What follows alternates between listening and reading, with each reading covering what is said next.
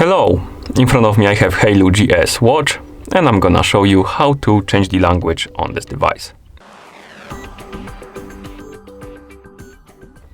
Before we start, if you want to change the language on this watch, your watch needs to be paired with a phone via the HAYLOU Phone application.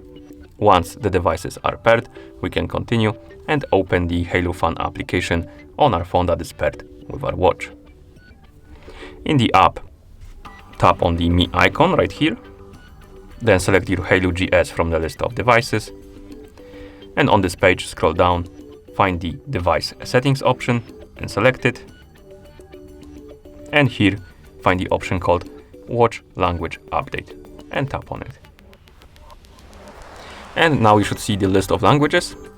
Find the language you like to use on your watch, tap on it to select it, for example Deutsch.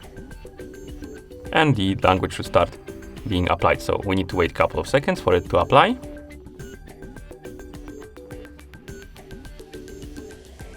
And once it's done, the language should change on your watch. As you can see, it changed. Now let's bring it quickly to English. Like this. And basically that's how you change the language on this device. Thank you for watching. If you found this video helpful, please consider subscribing to our channel and leaving a like on the video.